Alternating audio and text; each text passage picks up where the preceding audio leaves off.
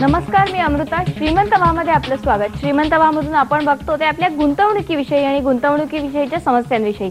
आपल्या सगळ्यांनाच एफडीज म्हणजे फिक्स डिपॉझिटमध्ये गुंतवणूक करणं सुरक्षित वाटतं, पण गेल्या काही वर्षांमध्ये एफएमपी म्हणजे फिक्स मॅच्युरिटी प्लॅनमध्ये गुंतवणूक करणं ही तुम्हाला फायद्याचं ठरू शकते. बँकेत एफडी मध्ये गुंतवणूक ही प्रत्येकाच्या जिव्हाळ्याची गोष्ट, पण या एफडीलाच समांतर आणि त्यापेक्षाही चांगले रिटर्न्स देणारी एफएमपी म्हणजेच फिक्स मॅच्युरिटी प्लॅन ही देखील चांगली गुंतवणूक ठरू शकते. समजा एखाद्या व्यक्तीनं 10,000ची गुंतवणूक एफडी आणि एफएमपी मध्ये 6 महिन्यांसाठी केली तर त्याला 5.5% दरानं इंटरेस्ट मिळेल. बँकेच्या एफडी वर 30% वैयक्तिक टॅक्स भरावा लागेल. तसाच एफएमपी वर 14.5% डिव्हिडंड डिस्ट्रीब्युशन टॅक्स प्रत्येक म्युच्युअल फंड कडून भरला जातो. हा टॅक्स भरल्यानंतर गुंतवणूकदाराच्या हातात एफएमपी मधून जास्त रिटर्न्स मिळू शकतात, असं तज्ञांचं मत आहे. एफएमपी वरती कुठलाही म्युच्युअल फंड तुम्हाला नक्की एवढे टक्के व्याजदर मिळणार हे कधीही लिहून देऊ शकत नाही. तर ते तुम्हाला एक इंडिकेटिव्ह रिटर्न म्हणून सांगतात की तुम्हाला आम्ही इंडिकेटिव्ह 8% देऊ, वेरॅज तिकडे फिक्स्ड 8% असतात. पण ऍक्च्युली जेव्हा मिळते रक्कम तेव्हा इंडिकेटिव्ह रिटर्न हे जवळपास त्याच्या एवढेच असतात. एफएमपी मध्ये डिव्हिडंड यील्ड आणि ग्रोथ असे 2 प्रकार आहेत. शॉर्ट टर्म गुंतवणुकीसाठी डिव्हिडंड यील्ड या पद्धतीमध्ये कमीत कमी 15 दिवस ते 1 वर्षापर्यंत गुंतवणूक करता येते, तर ग्रोथ या प्रकारात जास्तीत जास्त 3 ते 5 वर्षांसाठी गुंतवणूक करता येते. जर तुम्ही डिव्हिडंड ऑप्शन घेतला तर mutual fund already dividend distribution tax pay करतं आणि उरलेली रक्कम जेव्हा गुंतवणूकदारांच्या हातात येते तेव्हा ती पूर्णपणे टॅक्स फ्री असते. ग्रोथ ऑप्शन घेतल्यामुळे काय होतं, तुम्हाला इंडेक्सेशनचं बेनिफिट मिळून टॅक्स रेट खूप कमी होतो. एफएमपी मध्ये ठराविक रक्कम ठराविक कालावधीसाठी गुंतवली जात असल्यानं मार्केटच्या चढ उताराचा कोणताही परिणाम होत नाही. तसंच तुम्हाला चांगले रिटर्न्स मिळतील याची हमी नक्कीच आहे. व्हिडिओ जर्नलिस्ट मंदार परांजपेसह ऋतुजा मोरे, IBN लोकमत, मुंबई. आणि म्युच्युअल फंड्स आणि एफएमपी विषयीच आपल्याला माहिती देण्यासाठी आज आपल्या सोबत आहेत आपल्या स्टुडिओमध्ये आशुतोष वखरे. ते मनीबी इन्स्टिट्यूटचे आहेत. आशुतोष, IBN लोकमत मध्ये आणि श्रीमंत व्हामध्ये स्वागत. एफएमपी आपण एक पॅकेज बघितलं आता, पण सरळ साध्या शब्दात जर बोलायचं झालं तर एफएमपी आणि फिक्स डिपॉझिट ह्याच्यात बेसिक फरक काय? बघ, कोणती गुंतवणूक जर का बघायची अमृता तर 2 गोष्टी बघायला पाहिजे, रिस्क आणि रिटर्न. फक्त रिटर्न बघणं चूक आहे, तसंच फक्त रिस्क बघणंही चूक आहे. जर का रिस्कवर बघितलं तर एफडी निश्चितच सेफ आहे. 1 लाख रुपयापर्यंत तुमची बँकेत जी पैसे असतात त्याच्यावर गॅरंटी पण असते, तर म्हणून एफडी रिलेटिव्हली सेफ म्हणता येईल. रिटर्न्स जर का बघायचे झाले तर आपण पॅकेजमध्ये बघितलं की जे टॅक्स वेगवेगळे जे स्लॅब्स असतात, कधी 14%, कधी 20%, डिपेंडिंग की कोण आहे, त्याच्या याने जर का बघितलं तर फिक्स डिपॉझिट्सपेक्षा एफएमपी मध्ये रिटर्न्स थोडे जास्ती मिळतील. तर एफएमपी मध्ये थोडे जास्ती रिटर्न्स राहतील, पण थोडी जास्ती रिस्क राहील एफडी पेक्षा.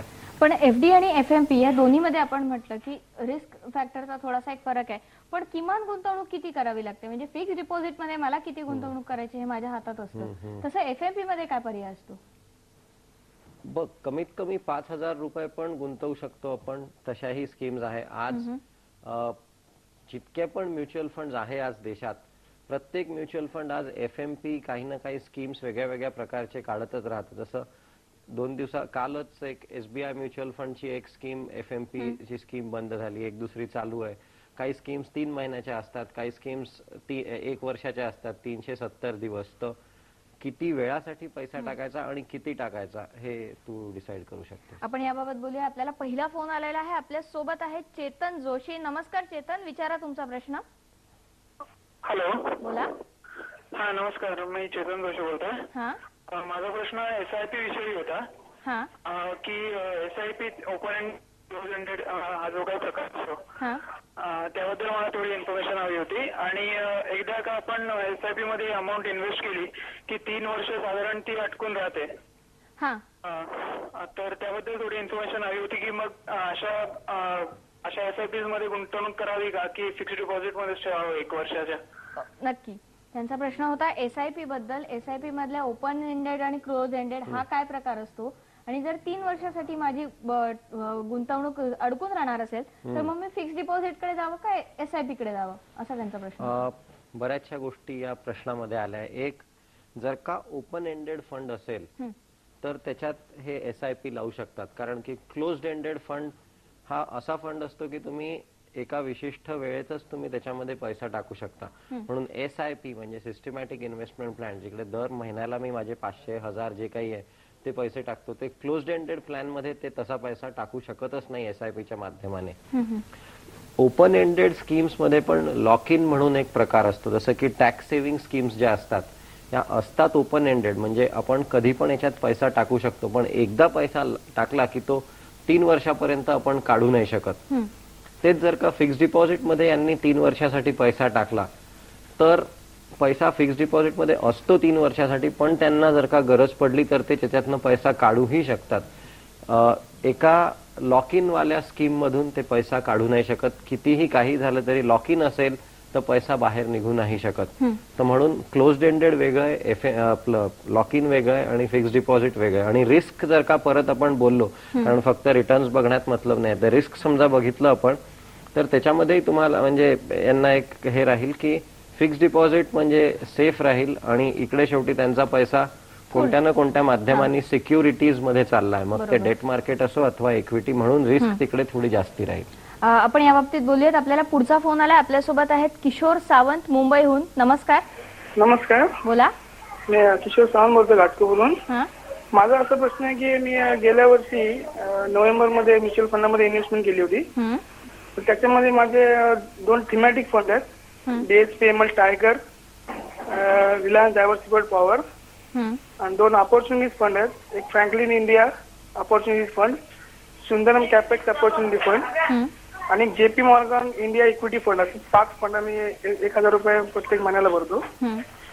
तर आता मला लार्ज कॅप मध्ये 3 फंड घ्यायचे आहेत, DSPML टॉप 100, HDFC टॉप 100, 200 आणि सुंदरमचा एक प्लॅन आहे कुठला तरी. ते ह्याच्यामध्ये समजा मी 10 वर्ष कंटिन्यू इन्व्हेस्टमेंट केली आहे SIPच्या थ्रू, तर 15% रिटर्न जर पकडलं तर किती अमाऊंट मिळू शकते? अभ्यास करून त्यांनी हा प्रश्न विचारलेला आहे भरपूर. पहिले तर यांनी जे पहिले 2 स्कीम सांगितले, DSPML टायगर आणि रिलायन्स डायव्हर्सिफाईड पॉवर. आता टायगर तरी ठीक आहे, बऱ्याच प्रमाणात डायव्हर्सिफाईड आहे आणि इट इज अमॉंग म्हणजे चांगला परफॉर्म करणारी स्कीम आहे. पण रिलायन्स डायव्हर्सिफाईड पॉवर याच्यामध्ये यांचा किती पैसा लागलाय हे जरुरी आहे, कारण की हा एक सेक्टर फंड आहे. या फंडनी निश्चित मागच्या 1 वर्षात किंवा मागच्या 1.5 वर्षात चांगले रिटर्न्स दिले, याच्यात काही वाद नाही. पण कसं आहे की जितके जास्ती रिटर्न्स मिळाले तितकाच तो खूप रिस्की पण फंड आहे. एक उदाहरण म्हणून जर का मला 100 रुपये गुंतवायचे आहे तर मी 100च्या 100 कधीच डायव्हर्सिफाईड पॉवर किंवा कोणत्याही दुसऱ्या एका सेक्टर फंड मध्ये टाकणार नाही. तर हे एक बघणं जरुरी आहे की यांचं किती पैसा एका सेक्टर फंड मध्ये आहे.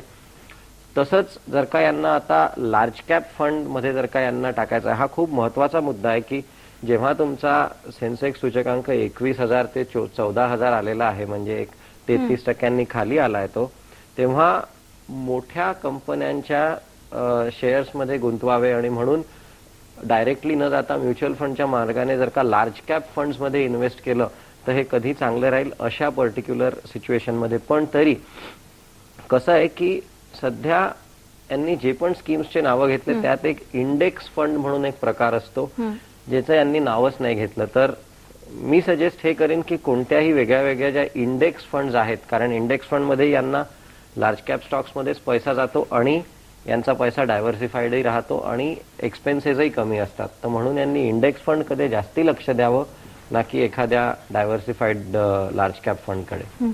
आपण आता बोलतो तो SIP आणि FMP या दोन्ही विषयी. कोणत्या वयोगटासाठी जर आपण बघायचं झालं किंवा कोणत्या गटासाठी कोणता प्रकार चांगला आहे, SIP चा मार्ग कोणी पत्करावा आणि FMP चा मार्ग कोणी पत्करावा, असं काही थंब रूल किंवा असं काही आहे?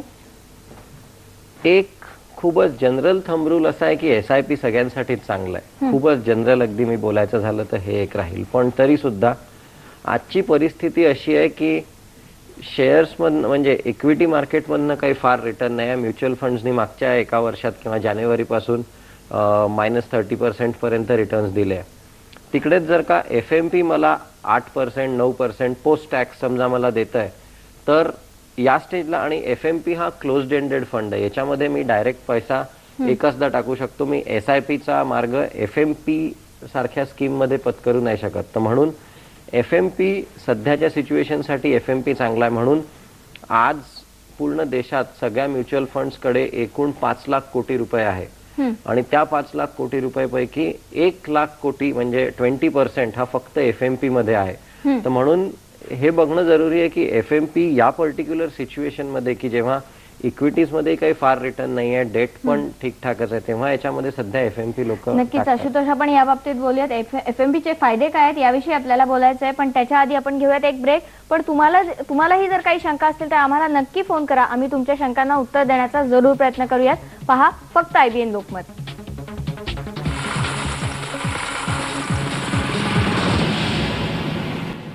श्रीमंतवामध्ये आज आपण बोलतोय म्युच्युअल फंड आणि FMP विषयी. आशुतोष, आपल्याला पुढचा फोन आलेला आहे. आपल्यासोबत पालघरहून आहेत सुनील कोळी. नमस्कार. कदाचित त्यांचा संपर्क तुटलेला आहे. आपण आपल्या विषयाकडे परत येऊया. FMP चे फायदे काय सांगशील तू बाकीच्या योजनांपेक्षा? म्हणजे तू म्हणत होतास की आत्ताची सिच्युएशन बघता FMP मध्ये गुंतवणूक करणं हितावह ठरेल. काय फायदे आहेत FMP चे? बघ अमृता, कसं आहे की मी समजा मला काही समजत नाही म्युच्युअल फंड्स किंवा गुंतवणुकीबद्दल, तर अशा याच्यात एक समजा असा प्रोडक्ट येतोय मार्केटमधून की जिकडे तुम्ही तुमचे पैसे द्या, ते 3 महिन्यासाठी किंवा 12 महिन्यासाठी त्याच्यामध्ये पैसा गुंतवलेला राहील आणि त्याच्यानंतर तुम्हाला एक पॅकेजमध्ये शब्द होता इंडिकेटिव्ह यील्ड, म्हणजे तुम्ही 9 ते 9.5% पर्यंत तुम्हाला रिटर्न्स एक्सपेक्ट करू शकता, असं जे एक म्युच्युअल फंड सांगतं. म्हणजे साध्या शब्दात ज्याला काही समजत नाही त्याला मी जाऊन सांगू शकतो, बाबा रे तू तुझे पैसे याच्यामध्ये गुंतव आणि तू एक 9 ते 9.5% तुला मिळू शकतील. शब्द महत्वाचा इकडे, मिळतीलच अशी गॅरंटी नसते. कोणताही म्युच्युअल फंड अशी गॅरंटी नाही देऊ शकणार. पण मग मी असा विचार करीन की जर का मला 9-9.5% टॅक्स वगैरे कापून समजा मिळतो आहे, तर मग मी का नाही इकडे टाकावं? कारण की जर का मला बँक फिक्स डिपॉझिट मध्ये आज जरी 10% असेल तरी टॅक्स कापला बँक फिक्स डिपॉझिट मध्ये तर मला 9च्या कमी मिळतील. म्हणून मग जर का रिटर्न्स कम्पेअर करायचे झाले तर मग FMP चांगलं आहे. मग निश्चितच पुढचा प्रश्न हा येतो की बँक फिक्स डिपॉझिट्स मध्ये माझा पैसा सेफ राहील, इकडे काय गॅरंटी आहे? तर म्युच्युअल फंड गॅरंटी अजिबात देत नाही, पण ते अशा काय म्हणतात डेट पेपर मध्ये पैसा टाकतो की जे खूप उत्तम दर्जाचे हाय क्वालिटीचे असतं, ज्याला की आपण AAA रेटेड म्हणू शकतो. म्हणजे एका सामान्य माणसाला समजेल अशा याच्यात खूप चांगल्या क्वालिटीच्या पेपरचे मध्ये पैसा टाकतात. तर म्हणून तेवढी सेफ्टी त्याच्यामध्ये असते, पण गॅरंटी नाही. पण म्हणजे आपण असं म्हणू शकतो का की जर मी एखादी XYZ रक्कम ठेवली आहे तर माझ्या मुद्दलाची तरी हमी मला मिळू शकते का? अशी कुठल्या कुठे लिहून असं नाही आहे, पण तितकंच खरं हे पण आहे की आतापर्यंत असा काही झालं नाहीये इंडियन मार्केटमध्ये की मी माझे पैसे टाकले आणि ते डुबले आहे. ऑफिशियली तरी असं काही बाहेर आलेलं नाहीये. नक्कीच आपण याविषयी बोलूयात. आपल्यासोबत फोनवरती पालघरहून सुनील कोळी आहेत. नमस्कार. नमस्कार. बोला. हॅलो, मी बजाज अलायन्सची पॉलिसी घेतलेली आहे. त्याच्यामध्ये 3 वर्ष पैसे भरायचे 10,000 रुपये. ती पॉलिसी पुढे चालू ठेवली तर आणखी काय फायदा मिळेल का? बजाज अलायन्सची त्यांची पॉलिसी आहे. यांचा पैसा इन्शुरन्सच्या एका पॉलिसीमध्ये टाकलाय, जे की 10,000 रुपये 3 वर्ष टाकणार आहे. याच्यामध्ये अजूनही काही छोटे छोटे म्हणजे फॅक्टर्स असतील जे की यांनी सांगितले नाही, जे की 3 वर्ष यांना पैसा भरायचा आहे, त्याच्यानंतर यांना प्रीमियम भरावं नाही लागणार. हा त्याच्यातला एक पॉइंट राहील. त्यांना हेच वाटत राहील नेहमी की मी पैसे भरत नाहीये, मी प्रीमियम भरत नाहीये, तरी माझ्या डोक्यावर कव्हर आहे. मग हा विचार करणं अगदी चूक आहे की कोणी मला कव्हर देत आहे पण मला पैसे नाही भरायचे. म्हणजे कोणत्या ना कोणत्या रूपाने मी पैसे भरतोच आहे हे यांना माहिती असणं जरुरी आहे. यांना सांगितलंही गेलं असेल तर हे पैसे यांचे कुठून भरले जातात. हे जेव्हा 10,000 रुपये देतात आणि जर यांची युनिट लिंक्ड पॉलिसी असेल, जी की बहुधा असण्याची शक्यता आहे यांनी जे बोलले त्याच्यावरून, तर कसं असतं की यांनी जेव्हा 10,000 रुपये दिले तर याच्या बदल्यात यांना काही युनिट्स मिळाले. आता 4थ्या वर्षी हे पैसा काहीच नाही भरणार आहे, पण त्यांचे जे युनिट्स आहेत त्याच्यातनं थोडेसे युनिट्स कापल्या जातील. म्हणजे यांना हे माहिती असणं जरुरी आहे की यांचे युनिट्स कमी होतील. आता युनिटची जर का व्हॅल्यू वाढत गेली तर यांचे युनिट्स कमी होत राहतील, तर शेवटी पण त्यांच्याकडे काही युनिट्स राहतील, असं आहे. पण समजा बाजार खूपच खाली पडलं तर यांचे जास्त युनिट विकल्या जातील आणि हे तिकडले जातील आणि एक दिवस असाही येऊ शकतो की जितकं प्रीमियम यांना पे करायचं आहे तितकं त्या युनिट्स मधनं निघणार नाही आणि मग अशा वेळेस त्यांना पॉलिसी त्यांची आपोआप बंद होईल. तर हे या गोष्टी त्यांना माहिती असणं जरुरी आहे. आपल्यासोबत अजून एक फोन आहे. सुनील बाविस्कर आहेत आपल्यासोबत फोनवरती. सुनील, विचारा तुमचा प्रश्न. आपल्यासोबत फोनवरती राजीव बंड आहेत, आपण त्यांच्याशी बोलूयात. काय प्रश्न आहे तुमचा? मॅडम नमस्कार. नमस्कार. सर्वप्रथम IBM लोकमतवर आपण हा कार्यक्रम सुरू केला त्याबद्दल शुभेच्छा. माझा प्रश्न असा आहे की मी मिडल क्लासचा मनुष्य आहे. माझा मुलगा 3 वर्षाचा आहे. मला 500 ते 1000 रुपये मी पर मंथ गुंतवू इच्छितो 10 ते 15 वर्षापर्यंत. तर मला 20 वर्षानंतर असा कोणता म्युच्युअल फंड निवडायचा की त्याच्यामध्ये मला त्याच्यापासून जास्त फायदा होईल? नक्की त्यांना मुलासाठी गुंतवणूक करायची आहे असं की याचा फायदा त्यांना 20 वर्षानंतर मिळू शकेल. असे जेव्हा प्रश्न येतात तेव्हा खूप आनंद होतो की जे 15 वर्ष 20 वर्षापर्यंत जे पैसा टाकायला तयार आहे. आता यांना 2-3 वेगळे ऑप्शन्स आहेत. एक, जर का हे खूप कन्झर्वेटिव्ह असतील तर काही म्युच्युअल फंड जसं प्रिन्सिपल म्युच्युअल फंडचा चिल्ड्रन बेनिफिट प्लॅन एक आहे जो की थोडा डेट ओरिएंटेड आहे आणि ज्यांनी थोडे चांगले रिटर्न दिले. हा कन्झर्वेटिव्ह याच्यात म्हणता येईल की गॅरंटी कुठेच नाहीये पण डेट मार्केटमध्ये म्हणून थोडंफार सेफ असतं. एक हा पण बघता येईल की जर का यांना 14-15 वर्षासाठी इन्व्हेस्ट करायचं आहे तर मग इक्विटी काय वाईट आहे, कारण आपण सगळ्यांना सांगतो की तुम्ही इक्विटीमध्ये इन्व्हेस्ट करा. एक 10-15 वर्षासाठी जर का तुम्ही इन्व्हेस्ट केलं तर निश्चितच चांगलं राहील. तर यांना 15 वर्षासाठी इन्व्हेस्ट करायचं आहे आणि यांना दर महिन्याला 1000 रुपये म्हणजे SIPच्या माध्यमाने. तर यांनी एक 500 रुपये एखाद्या बॅलन्स्ड फंडमध्ये आणि 500 रुपये एखाद्या इंडेक्स फंडमध्ये असं केलं म्हणजे हे जर का अगदी पहिल्यांदाच करतात आहे तर यांनी यांचा म्हणजे एक ही चांगली स्ट्रॅटेजी म्हणता येईल. हे खूप जास्ती अग्रेसिव्ह असतील तर पूर्ण 1000 इक्विटीमध्ये करू शकतात आणि हे खूप कन्झर्वेटिव्ह असतील तर पूर्ण 1000 एखाद्या डेटमध्ये. कुठे निवडता येईल? बॅलन्स्ड फंड 500 आणि इंडेक्स फंड 500. मी तरी असं जितकी इन्फॉर्मेशन आहे त्याच्यावर एवढंच सांगू शकेन. नक्की आपण या बाबतीत बोलूयात. आपल्याला काही फोनही घ्यायचे आहेत. तुम्हालाही प्रश्न असेल तर जरूर आम्हाला फोन करा, आपण त्याची उत्तरं देऊयात. एक छोटासा ब्रेक घेऊयात आणि आपल्या डिस्कशनकडे परत येऊयात. पहा फक्त IBN लोकमत.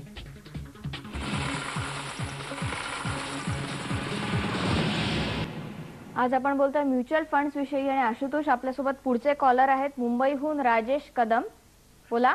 हॅलो, नमस्ते. नमस्कार. मला एक स्कीम विचारायची होती की एक क्लायंट एक एजंट आले होते त्यांनी मला विचारलं होतं की जर 3 महिने जर 15,000 भरण्यात आले. हॅलो, हा, तुमचा प्रश्न सलग विचारा.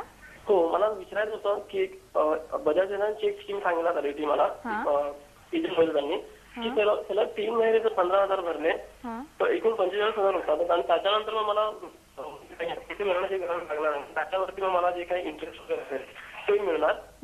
तर त्या स्कीम चर्चाच्या स्कीम आता त्यांचं आहे आणि मला आता ही जी चर्चा चालू आहे त्याबद्दल HFT नेमकं काय आहे ते विचारायचं होतं. नक्की.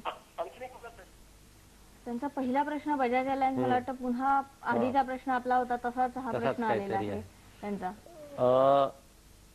15,000 3 महिने भरायला लागतील. हा, एका वाक्यात समजा सांगायचं असेल तर इन्शुरन्स ही वेगळी गोष्ट आहे, इन्व्हेस्टमेंट हे वेगळं आहे. यांनी समजा पॉलिसी घेतली आहे तर त्यांनी ती पॉलिसी का घेतली आहे, इन्व्हेस्टमेंट म्हणून जर का त्यांनी ती पॉलिसी घेतली आहे तर त्यांनी थोडा अजून त्यांना अभ्यास करावा लागेल. ते पूर्ण गणित आपण आत्ता सांगणं शक्य नाहीये. पण इन्शुरन्स आणि इन्व्हेस्टमेंट या 2 वेगळ्या गोष्टी आहे. हे अगदी खूप व्यवस्थित आणि खूप स्वच्छपणे हे कळलं पाहिजे की याच्यामध्ये मिक्स अजिबात नको व्हायला कोणीही. मग यांचा पुढचा प्रश्न आहे की मी दर महिन्याला SIP लावली किंवा कुठे SIP लावायला हवी. आता कुठे SIP लावावी एखाद्यानी हे असं ब्लँकेट जे तुझ्यासाठी चांगलं राहील ते माझ्यासाठी कदाचित चांगलं नसेल. तर म्हणून आता एक नवीन प्रकारचे फंड झाले गोल्ड ETF. मला सोन्यामध्ये पैसा टाकायचा आहे तेव्हा जेव्हा मार्केट आता खाली आहे तू म्हणशील की तुला इक्विटीज मध्ये टाकायचं आहे. तर असा मी ब्लाइंडली सांगू नाही शकणार की यांनी कसं टाकायला पाहिजे. पण इंडेक्स फंड्स मी ज्यांनी कधी नाही टाकलाय पैसा किंवा काही त्यांनी इंडेक्स फंड्सनी सुरुवात करावी, मी एवढंच सांगू शकतो. नक्कीच. वृंदा बेल्लारे आपल्या सोबत आहेत फोनवरती. नमस्कार. हा, नमस्कार. बोला. मला विचारायचं होतं. हॅलो, हा बोला. मला विचारायचं होतं की मी माझे याच्यामध्ये रिलायन्स मध्ये आणि जेपी मॉर्गन मध्ये आहे ते फिक्सला टाकते का तिकडे म्हणजे त्याचा फायदा होईल का मला? म्हणजे तुम्हाला तुमची आत्ता असलेली गुंतवणूक डायव्हर्ट करता येईल का असं विचारायचं हो का? हो हो हो तसंच विचारायचंय. नक्की. जेपी त्यांची आत्ता रिलायन्स आणि एक जेपी मध्ये आहे गुंतवणूक आहे त्यांची आणि ती गुंतवणूक त्यांना वळवता येईल का असा त्यांचा प्रश्न होता.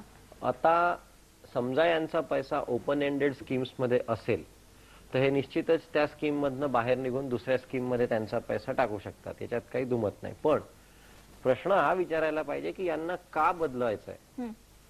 जर का यांना असं वाटतं की ही स्कीम चांगली नाही किंवा काही कारणासाठी यांना पैसा काढायचा आहे, मग पहिला प्रश्न हा येतो की याच्यात आपण पैसा टाकलाच कशाला मुळे. आणि आता जर का त्याच्यातनं निघायचं आहे तर दुसरीकडे जिकडे टाकायचं आहे त्याचा अभ्यास केला आहे का. म्हणजे जर का ही माझ्यावर एक वेळ असती तर मी पहिले तर एखाद्या स्कीम मध्ये पैसा टाकायच्या अगोदरच अभ्यास करायला पाहिजे की याच्यात टाकायचा की नाही. आणि जर का यांना काढायचा याच्यातून पैसा तर निश्चितच काढू शकतात, पण खरं कारण यांनी विचारायला पाहिजे की का काढताय. जर का फक्त मार्केट समजा असं झालं की मी एका योजनेत गुंतवणूक केली आणि आता दुसरी योजना मला अजून चांगली वाटायला लागली की ही चांगली आहे पण ह्याच्यापेक्षा ऑप्शन बी अजून चांगला आहे. जर का मी रोज जर का मी बिझनेसच माझा हा आहे की रोज नवीन स्कीम्स काढायच्या, तर तू रोज माझ्याकडे ये, मी उद्याची स्कीम आजच्यापेक्षा जास्ती चांगल्या प्रकारे तुला विकायचा प्रयत्न करीन, हे मी लिहून देतो तुला. 35 AMCs आहे, अजून 15 येणार आहे, 1000च्या वर स्कीम्स आहे मार्केटमध्ये. सगळीचकडे आपण नाही टाकू शकत आणि दरच वेळेस काही नवीन दिसलं की मला हवं असं घेणं चूक राहील. त्याच्यामध्ये हे लोक जितके जास्ती पैसा आत बाहेर करतील यांना खर्च येतात, एंट्री लोड असतो, एक्झिट लोड असतो, यांचा पैसा शॉर्ट टर्म कॅपिटल चुकून जर का एखाद्या निवेशकाला आज गेन झाला असेल तो इतका नशीबवान असेल. आपल्याकडे अजून एक पुढचे कॉलर आहेत, कदाचित त्यांचाही या संबंधित असू शकतो फोन. सचिन आहेत आपल्या सोबत फोनवरती. सचिन, हा नमस्कार. बोला. माझा प्रश्न असा आहे की मी 3 म्युच्युअल फंड मध्ये इन्व्हेस्ट केलेले आहे. एक आहे SBI, दुसरी आहे रिलायन्स म्युच्युअल फंड आणि तिसरी आहे सुंदरम BNP आणि हे तिन्ही आहेत ना टॅक्स बेनिफिट वाले आहेत. ओके, तर मला या 2 मध्ये SBI मध्ये आणि सुंदरम मध्ये डिव्हिडंड मिळालेला आहे, पण रिलायन्स कडनं अजूनही कुठला डिव्हिडंड आलेला नाही की कुठली कल्पना दिलेली नाही की मला डिव्हिडंड कधी ओपन होईल काय होईल म्हणून. तर त्याबद्दल काय सांगू शकाल का? नक्की, आपल्याला आशुतोषाचं थोडक्यात उत्तर घ्यावं लागेल. SBI मॅग्नम टॅक्स गेन जे यांनी म्हटली जी स्कीम आहे ती निश्चितच डिव्हिडंड रेग्युलर देत येते, याच्यात काही वाद नाही. पण असं कुठेही रूल नाही आहे की एखाद्या स्कीमनी डिव्हिडंड हा दिलाच पाहिजे. तर म्हणून जर का रिलायन्सनी डिव्हिडंड नाही दिलाय तर यांनी यांच्या डिस्ट्रीब्युटर्सशी बोलावं, जे की यांनी निश्चितच बोललं असेल. पण समजा रिलायन्सचा असा काही प्लॅनच नसेल डिव्हिडंड देण्याचा, असं काही कुठे गॅरंटी नसते की आम्ही डिव्हिडंड देऊच किंवा असा कुठे रूलही लिहिला नाहीये. उद्या जर का रिलायन्स डिव्हिडंड देणार असेल तर यांना यांचं डिव्हिडंड मिळेल, पण असं म्हणजे एक्सपेक्ट करणंही बरोबर नाही राहणार जर का यांनी म्हटलं नाहीये कुठे. तर काही स्कीम्स असतात की ज्यांचे ट्रॅक रेकॉर्ड्स आहेत.